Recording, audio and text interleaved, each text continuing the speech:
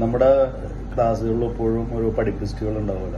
അങ്ങനെ കറക്റ്റായിട്ട് യൂണിഫോമൊക്കെ ടിൻ ചെയ്ത് നമ്മളെ കൂടെ വന്നിട്ട് പേനൊക്കെ ഇങ്ങനെ തപ്പി കിടക്കുമ്പോൾ ഹീറോ പേനൊക്കെ എടുത്ത് കറക്റ്റായിട്ടൊക്കെ എഴുതുന്നു. ടീച്ചർമാർ പറയുന്ന നോട്ട്സൊക്കെ എഴുതുന്നു.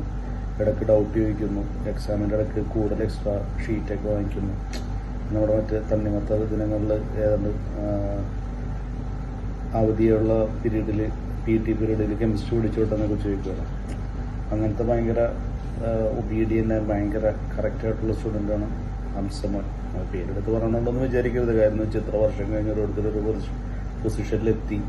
നമ്മളൊരു തമാശയായിട്ട് പറയണതാണ്, അതുകൊണ്ടാണ് പേര് പറയണം. അപ്പോൾ ഹംസമോനാണ് എപ്പോഴും ഏറ്റവും കൂടുതൽ എക്സാമിൻ്റെ ഇടയ്ക്ക് ടവറൊക്കെ ഇത് വാങ്ങിക്കുന്നു, പേപ്പറൊക്കെ വാങ്ങിക്കുന്നു, എഴുതലും ഭാഗമൊക്കെ.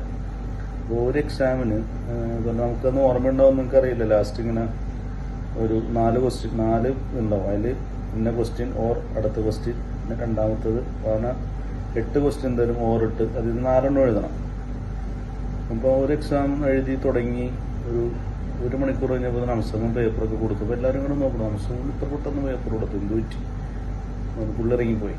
നമ്മളതൊക്കെ എഴുതി ഇറങ്ങാറാകുമ്പോൾ പുള്ളി ആകെ വെപ്രാളപ്പെട്ട് തിരിച്ചു ഓടി തന്നെ. തിരിച്ച് എന്ത് പറ്റിയെന്ന് ചോദിച്ചു. അപ്പോൾ പുള്ളി പറഞ്ഞ പോലെ ഓറിട്ട് വെച്ചേക്കണതിൽ 8 ക്വസ്റ്റ്യനിൽ ഒരെണ്ണം എഴുതി മതിയെന്ന് വിചാരിച്ചിട്ട് പുള്ളി ഒരെണ്ണം എഴുതി കൊടുത്ത് പെട്ടെന്ന് എസ് എഴുതി കൊടുത്തിട്ട് പോയതാണ്. അത് കുറേ കഴിഞ്ഞപ്പോഴാണ് പുള്ളി ഐഡൻറ്റിഫൈ ചെയ്തത്. അപ്പോൾ തിരിച്ച് പേപ്പർ ചോദിച്ച് ഞാൻ എഴുതിക്കോട്ടെ എന്ന് ചോദിക്കാൻ വേണ്ടിയിട്ടാണ് തിരിച്ചാൽ ഓടി വന്നത്. അതിനുശേഷം ടീച്ചർമാർ പേപ്പർ കൊടുത്തു. പുള്ളി എഴുതിയൊന്നും എന്നറിയില്ല. അത് നമുക്കന്ന് ഭയങ്കര പറഞ്ഞ് ചിരിക്കുകയും പുള്ളിനെ കളിയാക്കിയൊക്കെ ചെയ്ത ഒരു സംഭവം. സ്കൂൾ കാലത്തൊരു ഓർമ്മയാണ് SLC ബുക്കിൽ ഒപ്പിടുക എന്നുള്ളത്. ആ ദിവസം ടീച്ചേഴ്സ്, ക്ലാസ് ടീച്ചർ നമ്മുടെ മാനേജർ റൂമിലിരുന്നിട്ട് ഓരോരുത്തരായിട്ട് ഇങ്ങനെ വിളിക്കും ഒപ്പിടാൻ വേണ്ടി. ആ ദിവസം വന്നു. എല്ലാവരും ക്ലാസ്സിലിരുന്നിട്ട് ഭയങ്കര പ്രാക്ടീസാണ്, ഒപ്പിട്ട് പ്രാക്ടീസ് ചെയ്യാണ്. നമ്മുടെ സുഹൃത്ത് മൻസൂർ നല്ല മൊഞ്ചുള്ള ഒപ്പൊക്കെ ഇട്ടിട്ട് അവിടെ ഇരിപ്പുണ്ട് അടുത്ത് തന്നെ.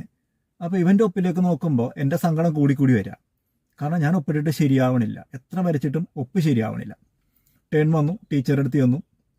ടീച്ചർ കാണിച്ച ബോക്സിൽ നീട്ടിയൊരു ഷൂ വരച്ചു, ഒപ്പ് ശരിയായില്ല. അപ്പോൾ ടീച്ചറുടെ മുഖത്തേക്ക് ഇങ്ങനെ നോക്കി.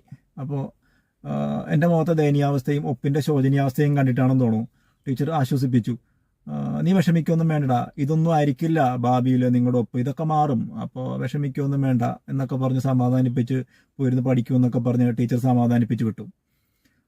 കുറച്ച് ആശ്വാസമായെങ്കിലും അന്നത്തെ ദിവസം മുഴുവൻ ആ ഒപ്പിട്ട വിഷമമായിരുന്നു മനസ്സിൽ നിന്നിരുന്നത്.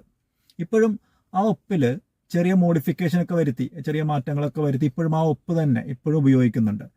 നിത്യജീവിതത്തിൽ ഇത് ആവശ്യം വരുമ്പോൾ ആ ദിവസവും ആ ടീച്ചറുടെ ആശ്വാസ വാക്കുകളും പിന്നെ ആ ദിനങ്ങളും എല്ലാം ഓർമ്മ വരും.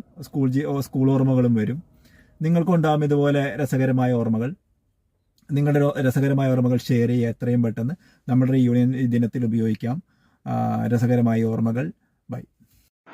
എനിക്ക് മറക്കാനാവാത്ത സംഭവം, 5ാം ക്ലാസ്സിൽ പഠിക്കുമ്പോൾ റിയാസ് തടിയാന്ന് വിളിച്ചിട്ട് റിയാസ് ഖാദർ സാറോട് പറഞ്ഞ് സാർ എന്നെ അടിച്ച്. അതെനിക്ക് മറക്കാൻ പറ്റാത്ത സംഭവമാണ്. അതിനുശേഷം റിയാസ് വണ്ണം കുറഞ്ഞ് എനിക്ക് വണ്ണം വെച്ച്. ഇപ്പോൾ റിയാസ് എന്നെ തടിച്ചെന്ന് വിളിക്കണം.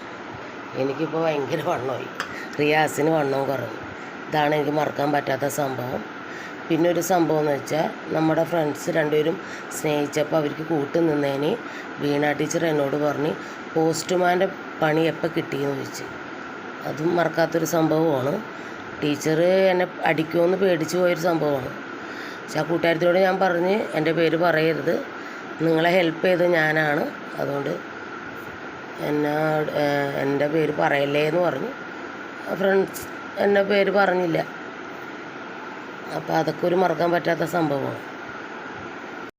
ഓർമ്മകളെക്കുറിച്ച് പറയുകയാണെങ്കിൽ ഒറ്റ വാക്കി പറഞ്ഞാൽ തീരില്ല. ഒരുപാട് നല്ല നല്ല ഓർമ്മകൾ ആ കാലഘട്ടത്തിൽ ഉണ്ടായിരുന്നു.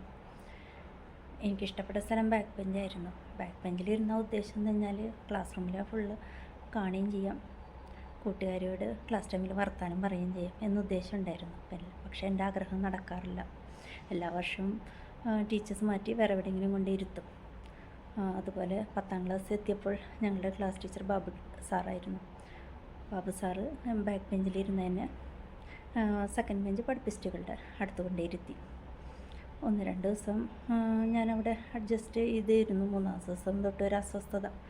എങ്ങനെയെങ്കിലും ബാക്ക് ബെഞ്ചിലിരിക്കണമെന്ന ഉദ്ദേശത്തോടെ ഫസ്റ്റ് പീരീഡ് കഴിഞ്ഞ് സാറ് പോയ സന്ദർഭം നോക്കി ഞാനെങ്ങനെയെങ്കിലും ബാക്ക് ബെഞ്ചിൽ പോയിരിക്കും.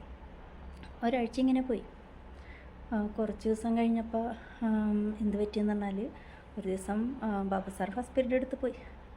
സെക്കൻഡ് പീരീഡ് ആയപ്പോൾ കെമിസ്ട്രിയോ ഫിസിക്സോ ടീച്ചേഴ്സ് ആബ്സെൻ്റ് ആയതുകൊണ്ട് ബാബു സാറിൻ്റെ സബ്ജക്റ്റിനെ എടുക്കാൻ സാറ് ക്ലാസ്സിലോട്ട് കയറി വരികയും എന്നെ കാണുകയും ഞാനാകെ ആശയക്കുഴപ്പത്തിലാകുകയും ചെയ്തു. പിന്നെ അടുത്ത ദിവസം തൊട്ട് ഞാൻ 2ാമത്തെ ബെഞ്ചിൽ പോയിരിക്കും. ഇങ്ങനെ ഒരുപാട് നല്ല നല്ല ഓർമ്മകളുണ്ടായിരുന്നു ആ കാലഘട്ടത്തിൽ.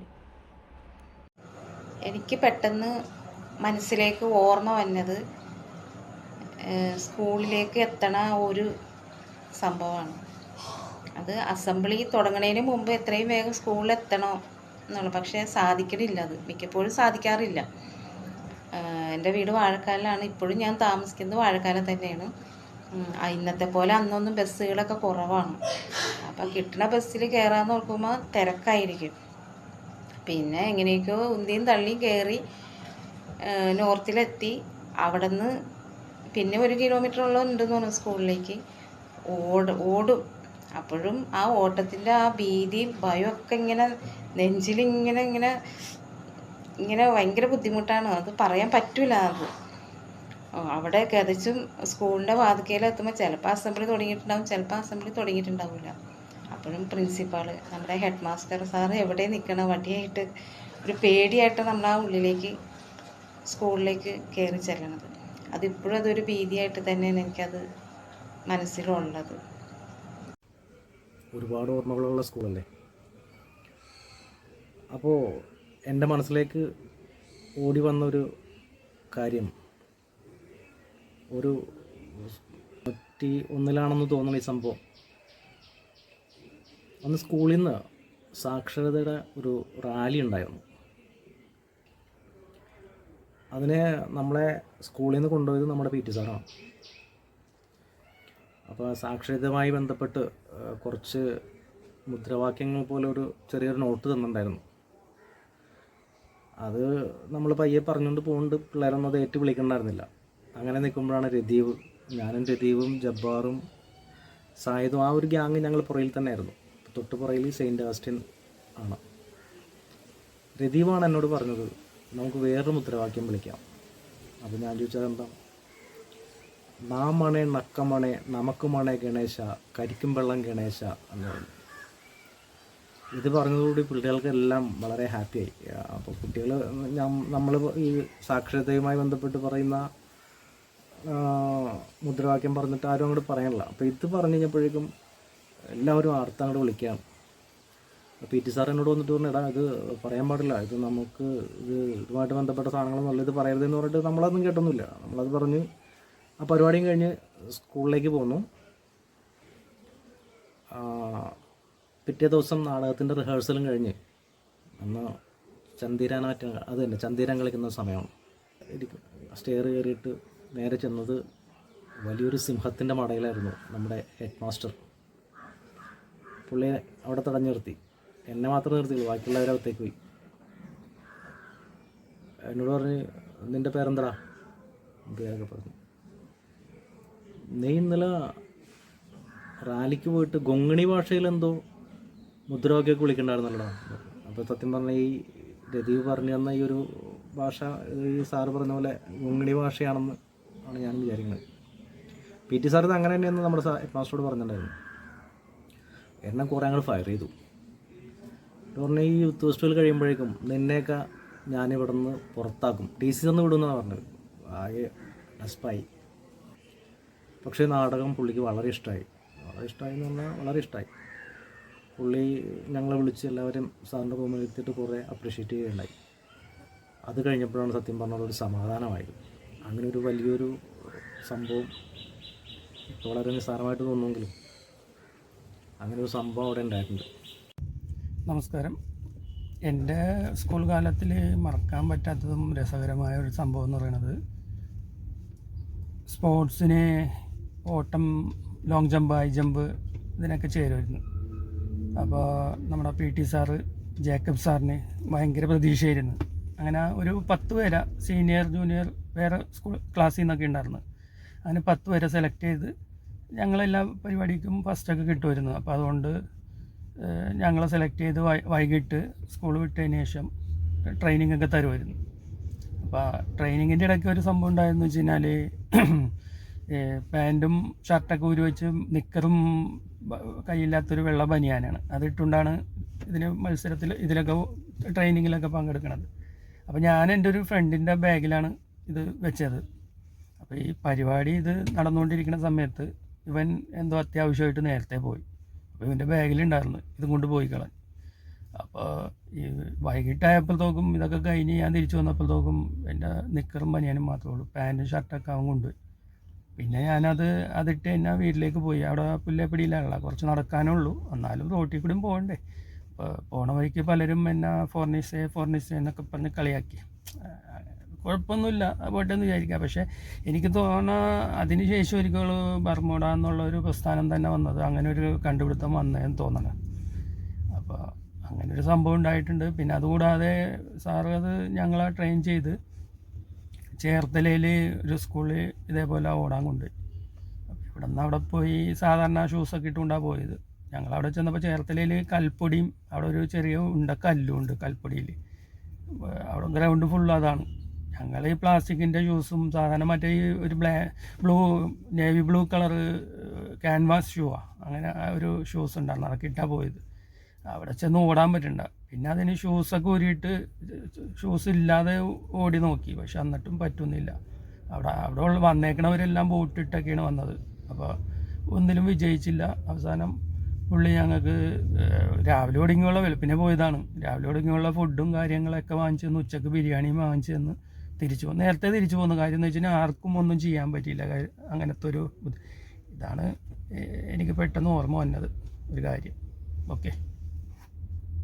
യൂത്ത് ഫെസ്റ്റിവലിനെ കുറിച്ച് ഉള്ള ഓർമ്മകളെന്ന് പറയുമ്പോൾ, ഞാൻ 8ാം ക്ലാസ്സിൽ ആദ്യമായിട്ട് ഇംഗ്ലീഷ് പ്രസംഗ മത്സരത്തിന് പങ്കേറുന്നിരുന്നു. ജവഹർലാൽ നെഹ്റുവിനെ കുറിച്ച് പ്രസംഗിക്കാനാണ് ഉദ്ദേശിച്ചത്. അപ്പോൾ ഒരു ഇംഗ്ലീഷ് പ്രസംഗം തയ്യാറാക്കി അത് കാണാതെ പഠിച്ച് സ്റ്റേജിൽ കയറി അവതരിപ്പിക്കാനായിട്ടുള്ള ഉദ്ദേശമായിരുന്നു. സ്റ്റേജിൽ കയറി പ്രസംഗം തുടങ്ങി. ആദ്യത്തെ 2-3 സെൻറ്റൻസുകൾ വളരെ ഭംഗിയായിട്ട് പറഞ്ഞു. പെട്ടെന്ന് എൻ്റെ നോട്ടം നമ്മുടെ സ്റ്റേജിന് മുന്നിൽ നമ്മൾ നോക്കി നിന്നിരുന്ന ടീച്ചർമാരിലേക്കായി. വീണ ടീച്ചർ എന്നെ തന്നെ നോക്കി നിൽക്കണം. അത് കണ്ടപ്പോൾ എനിക്ക് കുറച്ച് ആദി വന്നു. ആദ്യം കൈ വിറക്കാൻ തുടങ്ങി. കുറച്ച് കഴിഞ്ഞപ്പോൾ കാല് വിറയായി. അപ്പോൾ എൻ്റെ ഒരു കാല് വിറക്കാൻ തുടങ്ങി. ആ കാല് ഞാൻ അമർത്തി ചവിട്ടിയപ്പോൾ അടുത്ത കാല് വിറക്കാൻ തുടങ്ങി. ആ കാലമർത്തുമ്പോൾ മറ്റേത്, അത് മാറി മാറി അവസാനം 2 കാലം അമർത്തി ചവിട്ടിയപ്പോഴത്തേക്കിനും പ്രസംഗം സ്റ്റോപ്പായി.